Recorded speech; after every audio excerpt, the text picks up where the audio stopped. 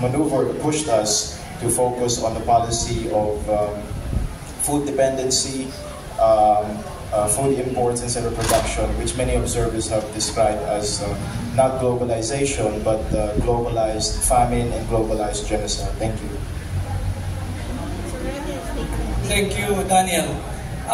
Yung tagumpay ni President Donald Trump sa US, hindi ko naman pwedeng sabihin it will be really good for the country. We are just, all of us are just mere observers on paano yung what will unravel dito sa pagbabalik ni Pangulong Donald Trump sa White House sa Estados Unidos. But what I can say, based on what I have been reading, what I have been watching, and what I have been hearing, ako personal ko ito, Daniel, I cannot say that it's really going to be a good presidency that will benefit the Philippines and the Filipino people. For now, bago pa siya manumpa, I can say I'm very hopeful na mas mapabuti yung ating pakikipag-ugnayan sa world stage at mag-tone down yung war rhetoric ng pamahalaan at ng mga ilang opisyal ng administrasyon ni Bongbong Marcos. But it's not for me, it's not for any Filipino to say that a Trump win is going to be good for the Philippines. Tingnan natin. But we are hopeful that it will be far better than under the Democrat na nagtutulak talaga ng digmaan sa pagitan ng Pilipinas at China.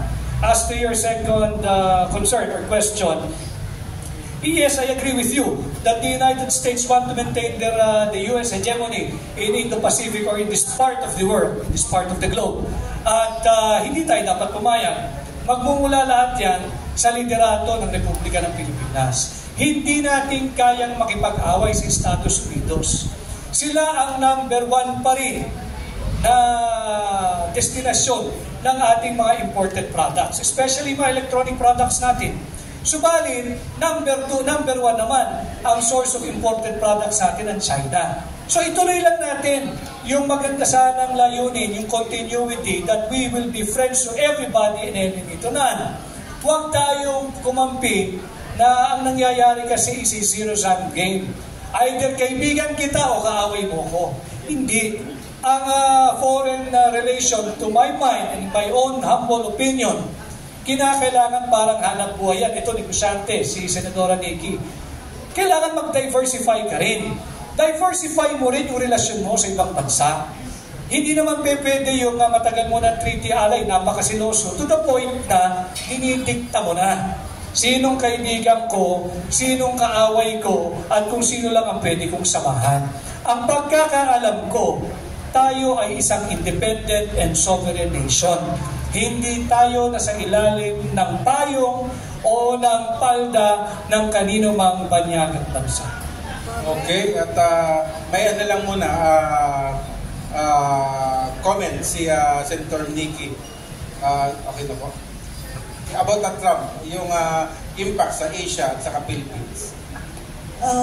Yung pagpanalo ni Trump, decision po yan ng kanilang sariling mamamayan. Ganun ang pakiramdam ng mamamayan nila na kailangan nila ng Pangulo na katulad ni Trump. Wala po tayong say doon. Ang importante po, kaya ba ni Trump na tuliksain o hindi sundan yung mga aninong gumagalaw sa likod niya? Dahil kahit sino pong manarong presidente ng Amerika, wala naman sa sarili lang niya yung desisyon. Yung buong Kongreso o yung buong Senado nila ay hindi rin nakakapag-desisyon ng sarili. Hindi kaila sa kahit kanino na mayroong mga aninong gumagalaw. Kumbaga, meron mga puppeteers pulling puppet strings. So, kailangan si Presidente Trump ay kaya niya sabihan yung mga yon.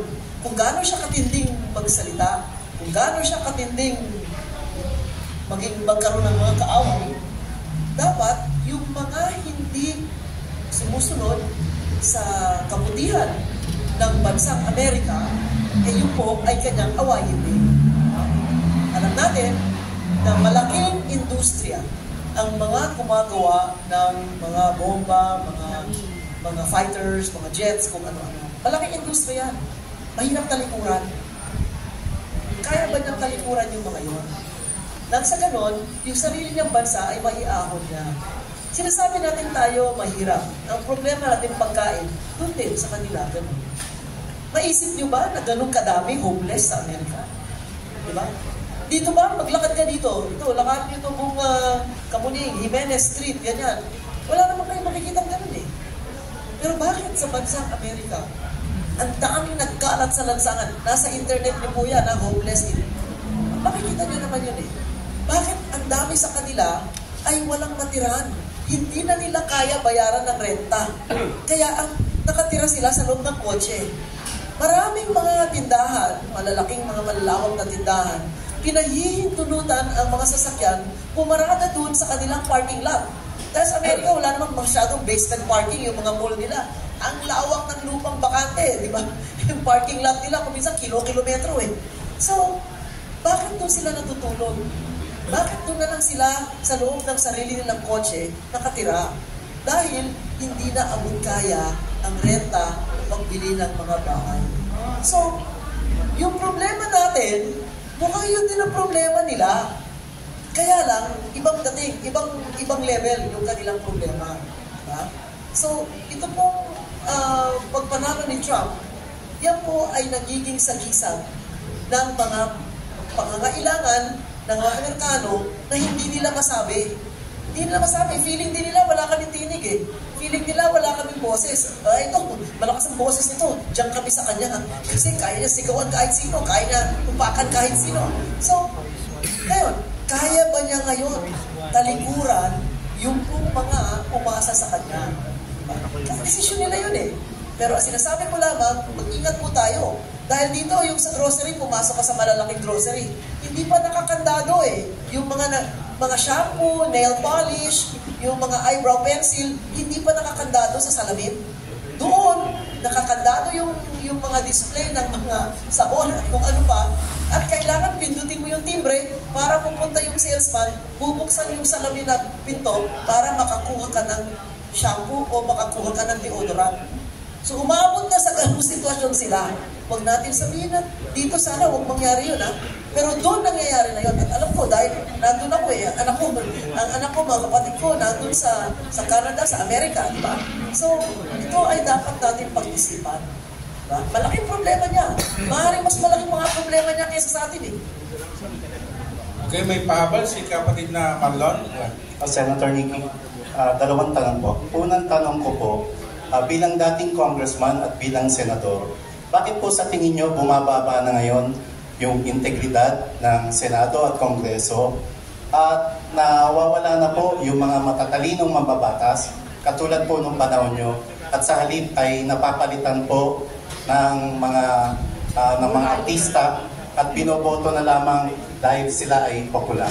At yung ikalawang tanong ko po, sa tingin niyo po ba patuloy pa rin gumagamit ng ipinagbabawal na gamot si Pangulong Bongbong Marcos, kaya patuloy din itong iniiwasan ang panawagan ng mamayang Pilipino na magpasailalim siya sa credible hair follicle blood test? Yung pong kalidad ng ating Senado at House of Representatives, yan po ay kapangyarihan ng mamamayan kung sino ang kanilang mailuluklo dito po sa mga posisyon natin. Mahirap po ako ang mag-judge. Sino matalino, sino hindi. Sinong artista, sino hindi. Ako po, gumanap din ako sa pelikula kasama ni Erap eh. Sa Kuko ng Agila. At turing ba sa akin, artista din. Pero dahil po, siguro noong unang panahon, wala akong social media. Kahit koronasyon ng Little Miss Gumaka, pupunta ako sa Gumaka para koronahan sa barangay sa Gumaka, Quezon, yung Little Miss Gumaka. Para lamang masabi ko kung ano ang aking paniniwala, masabi ko kung ano yung aking ayaw at gusto, no, sa madla, at makilala ako sa Gumaka. Eh ngayon nga hindi ka lumabas ng bahay eh. Isang pindot nakita ka na sa buong mundo, hindi lang sa Pilipinas. No? So maaaring mayroong ibang paraan ngayon para magpakilala sa tao. Samantalang nung panahon namin, kailangan pumunta ka, mag-effort ka, Batanes to Tawi-Tawi, maaabot mo yan. Dahil kailangan mo sabihin kung anong pinaniniwalaan mo. Hindi pwedeng nakita ka lang sa sine, okay na. Diba? Ngayon, marami ng social media, maraming ibang paraan kung paano magpakilala. So maaaring yung tao, hindi na nabibigyan ng sapat na impormasyon para magkaroon ng pagpasya. Dahil kung sa Congress, yung mga tumatakbo sa Kongreso, ay yung tintigaron sa distrito. Mas madali nilang makilala yun. So but I don't want to comment on sino matalino, sino hindi, or bakit ganito nangyari. At mahirap na po eh. Hindi po ako taga-ron eh. Mahirap pong desisyonan kung sino ang karapat-dapat. Dahil tandaan nyo, buti pa yung doktor, abogado, engineero, yan, lahat po may eskwelahan po yan. May pamantasan na kailangan pumasok kayo doon para mahirap kayong abogado. Susumpa kayo. Di ba? Kung engineero kayo o kung ano mang profesional. Wala hong eskwelahan para maging senador. Walang eskwelahan, walang training para maging congressman. Pati ako eh. Nung pumasok ako, bagito. Talagang bago. Kaya alala ko nung nasa Senado ako, ang best way na matuto ako, dapat seatmate ko si Senator Enrile. Dahil siya, may karanasan. At siya, nakikita ko yung ginagawa niya, matututo ako. Sang-ayon man ako hindi sa ginagawa niya, hindi importante yun eh. Importante, matuto ka. Dahil siya, matagal na niyang alam yun. Si Tolentino, nandun nung kasama namin eh. Neptali Gonzales, kasamahan namin yun, di ba? So, importante, kahit kailangan, seatmate ko siya. Kaya si Tolentino, first time, seatmate ko po. At seatmate ko rin si Senator Johnny Enrile. So, doon, matututo ka. Parang kumbaga, OJT kayo eh. Lahat kayo OJT. Ngayon, matututo ba kayo pag bilang isang OJT? Ako natuto kahit pa paano. Di ba? I was 5 years in Congress and I was 9 years in the Senate. Ang masasabi ko, marami pa akong dapat matutunan. Pero, doon sa panahon na nandun ako, palagay ko naman, maraming naibahagi sa akin yung mga mas eksperyensyado na senador, mas matikang senador, dahil magkasama kami doon. Isang bagay doon. Isang elemento no, na kilala niyo si Tony Lopez, di ba? Ano siya, sumusulat, kolumnista siya. Meron siyang sinulat na mass stupidity na article. Ang sabi niya, 15 taong gulang na mga Pilipino, maraming 15 taong gulang na Pilipino, ay hindi marunong bumasa at hindi marunong ng mathematics. At lumabas na yung pag-aaral at pagsasaliksik, ang resulta ay ang Pilipinas ay isa sa pinakakulelat o pangalawa sa kulelat sa larangan ng math, science, reading. No? So kung ganyan, hindi po ako nagsabi nun ha, si Tony Lopez nagsabi nun, kung yan ang katayuan natin, marami pong epekto, maraming epektong susunod kung ganyan ang uri at kailangan itaas natin yung antas ng ating edukasyon. Diba? Isang malaking bagay yan. It's very telling eh. Because if 15-year-old kids cannot count beyond 20, sabi niya, hindi ako nagsabi, beyond 20, hindi makabilang 15 taong gulang ng mga teenager natin. May problema tayo. So I hope that this thing can be adequately addressed, but as I said, it cannot be instant ang resulta niyan. Pag inumpisa mo, ayusin na yun yan, aabutin pa ng ilang mga taon, bago dumating ng 18 years old yung bata, di ba? Mula bagong panganak hanggang 18 years old yan, malaki yung intervention na kailangan nating gampanan sa larangan ng edukasyon. Yung po tinanong nyo, yung last question, hindi ko po masasagot kung ano po ang ginagawa ng Pangulo ngayon. Kaya nga, buti nga nandito si Vic kasi siyang mas inside information dahil dun siya nanggaling. No? Mas masasagot niya. Ako wala pa ako alam ngayon. Dahil hindi po ako naimbita doon at wala namang akong karapatan magsalita kung hindi ko po alam.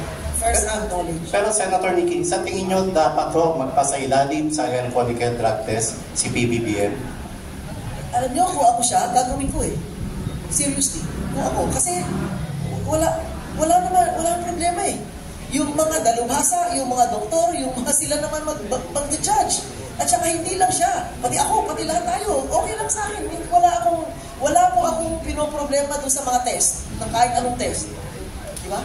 I have no what do you call this? I have no reservation about taking any test. I'm open to all kinds of questions, I'm open to all kinds of tests, and I'm willing to answer whatever I can about myself. It's no big secret sa akin kasi. Okay. Sana any public official, ano? Kasi pinagkakatiwalaan sila sa taong bayan. Yeah. Kasi tingnan nyo, yung mga police, di ba, na nasa subject sa mga test na ganyan, security guards, marami pong nasa subject to this kind of test. You know? So, I think it's the doctors, the scientists, the people in the know who know best. Okay, ito pinaka-last na lang, pinapakapon eh. Ito. Next year, 2025, election na. Hindi pa rin nawawala yung spekulasyon na yung charter change plan. Ano nga sa mo doon, Atty. Vic? Alam mo na, maraming mga agenda yung ibang mga politics. Again, we should all come into agreement and realize what is at stake for the country this midterm election. Ang nais talaga ng administrasyon ni Bongbong Marcos ay mapahaba yung kanilang termino. Yung for perpetuation ang kanilang hinahabol. Subalit malinaw naman na nung kumandidato noong 2022, ang kontrata mo sa sambayan ng Pilipino ay 6 years lamang. You have to respect that. At wag ho tayong papayag na baguhin nila ang anyo ng ating gobyerno from presidential to parliamentary. Buhay pa ho yung peke at huwag na tsatsang yan. Maging mapagmasid tayo, let's be vigilant, let's not allow it. Because kalokohan po yung sinasabi nila na pag nag-transition tayo from presidential to parliamentary, uunlad na ang Pilipinas. Hindi po dahil sa diferensya ng uri ng gobyerno. Sure, ang ating pong saligang batas ay hindi perpekto. At marami ng probisyon ang dapat revisahin, bisitahin, pag-aralan at baguhin. Subalit, hindi sa kamay ng mga taong nakakasalukuyang nariyan sa Kongreso. Hinahanap at pinapanagot nga po natin sila doon sa 500 billion flood control funds na ayaw nilang harapin. Paano tayo nakatitiyak at makatitiyak that they will be true to their word na tanging economic provisions lang ang kanilang gagawin kapag binuksan nila at binigyan natin ng pahintulot na buksan ang ating saligang batas.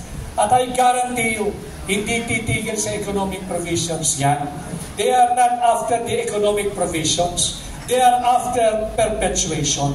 Wag ho tayong pumayag. Okay, si Senator naman, your analysis on this. No, ang buti na banggit ni Attorney Vic, yung economic provisions.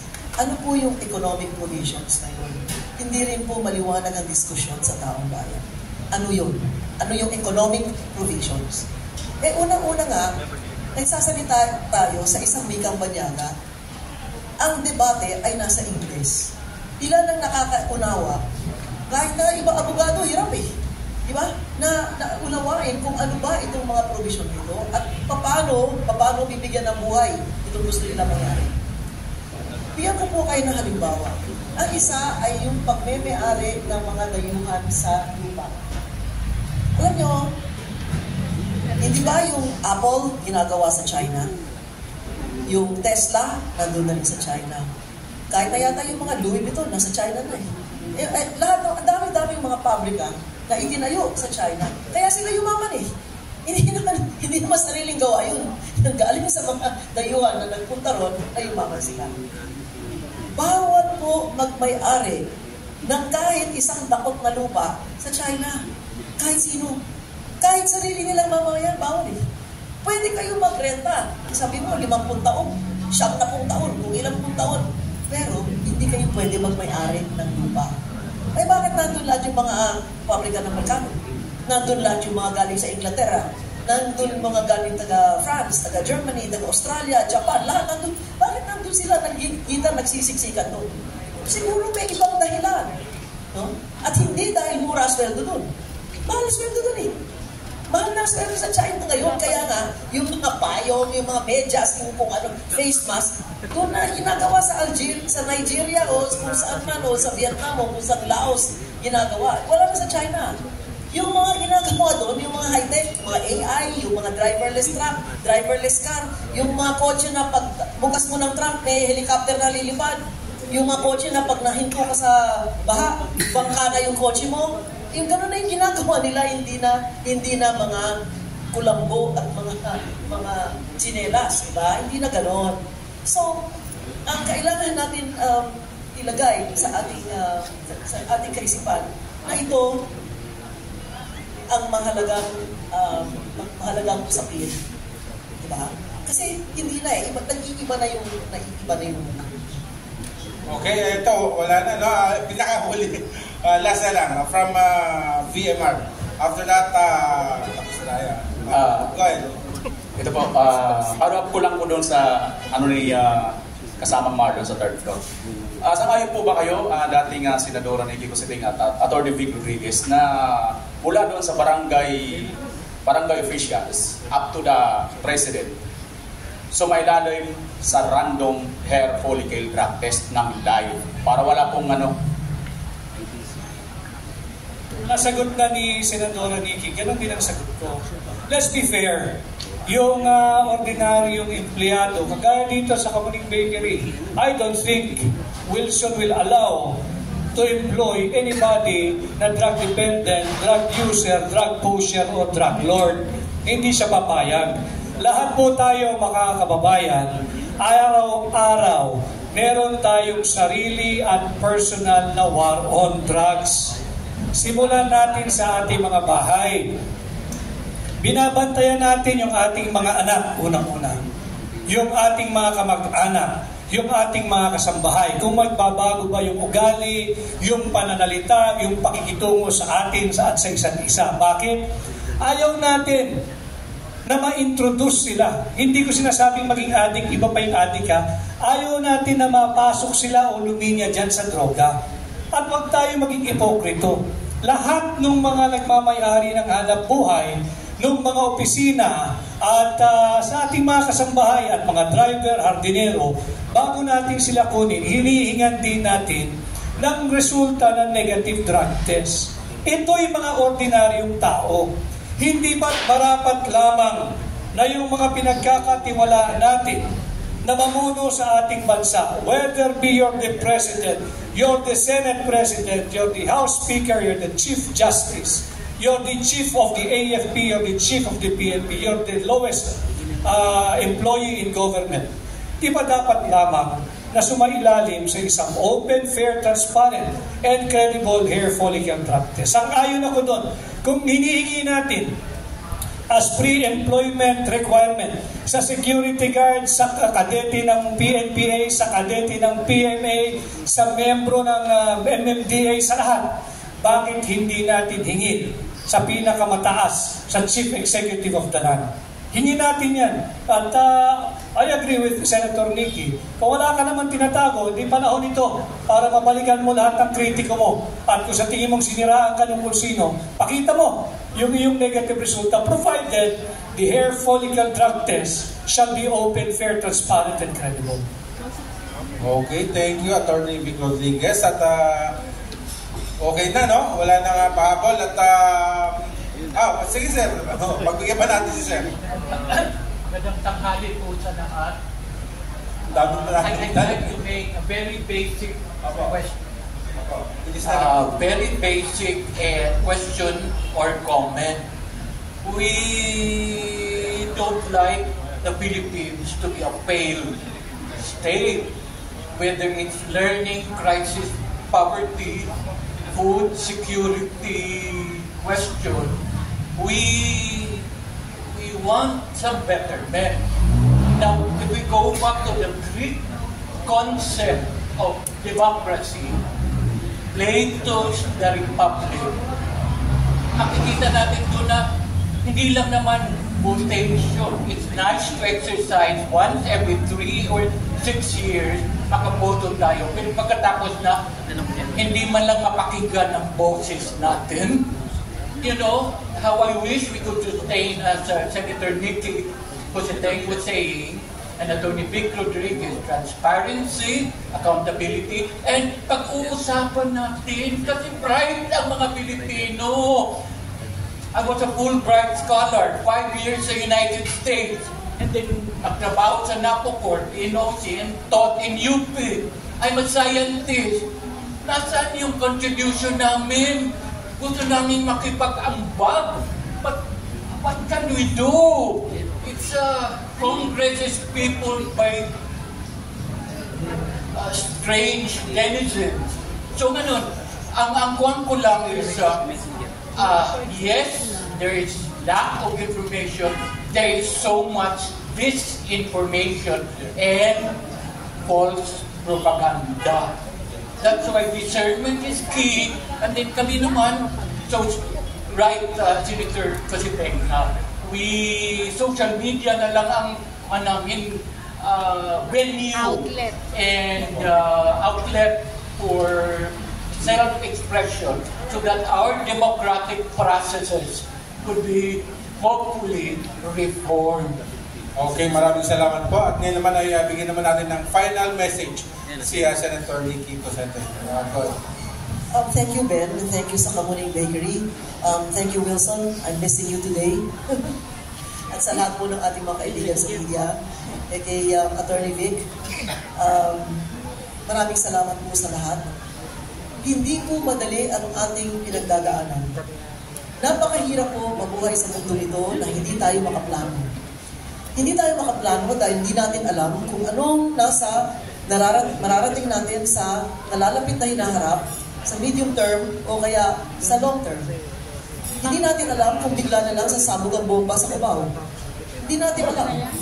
Parang sino sa mga negosyante, pwera na lang yung mga may malalaking utang na pwede pang umutang pa ng malalaki para safety yung pera nila di ba?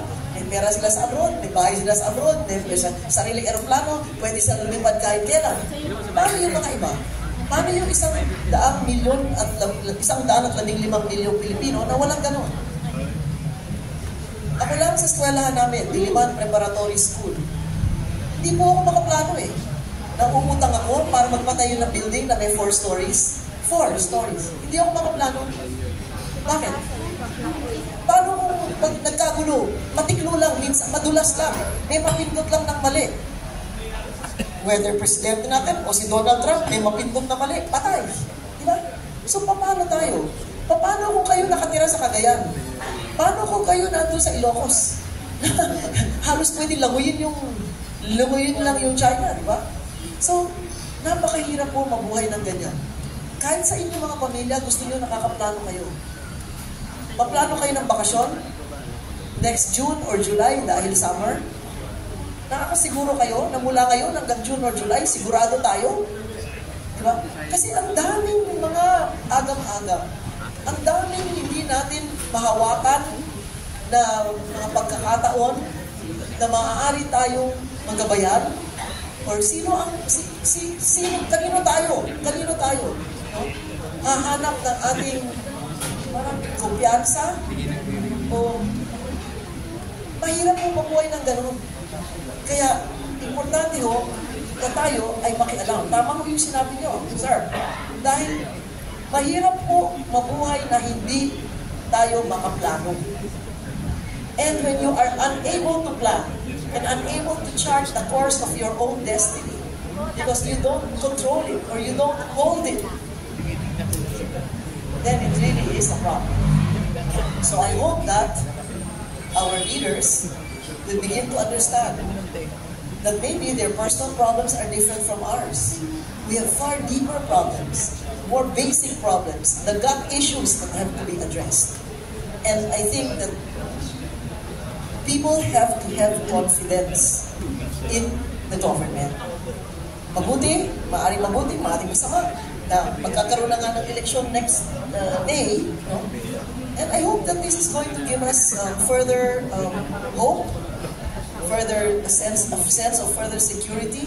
Dahil hindi po nanggagaling sa labas ang problema natin sa seguridad ng ating bayan. I repeat that. Hindi po galing sa labas ang mga problema natin tungkol sa seguridad sa ating bayan. Nandito po sa loob. Lahat na nabanggit dito, pagkain, hanap buhay, kalusugan, itong lahat na pangkalahatang usapin, hindi po sa labas ng gagaling. Kung gano'n, ang tugon ay dito rin po manggagaling sa loob, hindi po sa labas. Kaya huwag po tayo magpapadala at huwag po tayo mahihila, no? Kaliwat kanan, na nakalimutan na natin na tayo ay dapat nasa kalagitnaan ng ating hinaharap. We're here in the middle of what our future will be. Let's not lose sight. Let's not lose track of that. Salamat. Okay, then, thank you, Senator Nikki Cosenteng, and of course, our future Senator Atty. Vic Rodriguez, your final message. Thank you, Ben. Thank you, Madam Senator Nikki. At maraming salamat sa Kamuning Bakery, sa inyong lahat ng mga kaibigan natin sa media na naririto ngayong araw. Salamat din no, sa mga nagpatuloy sa amin sa inyong mga tahanan, opisina, sasakyan, at kung nasaan man po kayo, saan mang bahagi ng mundo. Ako po muli ay si Atty. Vic Rodriguez, ang inyong aplikante para maging senador ng Republika ng Pilipinas. Aking pong sinusulong yung war on corruption, ating pong pipilitin na tanggalin yung resolution number 10 kung saan nagpapahintulot ng liquidation by mere certification. At ating pong babantayan ang paglilimbag, pagpasa at paggamit ng kaban ng bayan. Babantayan po natin yung budget. At kung ako po ay inyong pahihiramin ng inyong mandato, aking pong isusulong na maibalik ang death penalty sa kasong plunder at drug-related offense ng mga taong gobyerno. Ito po isisikapin natin.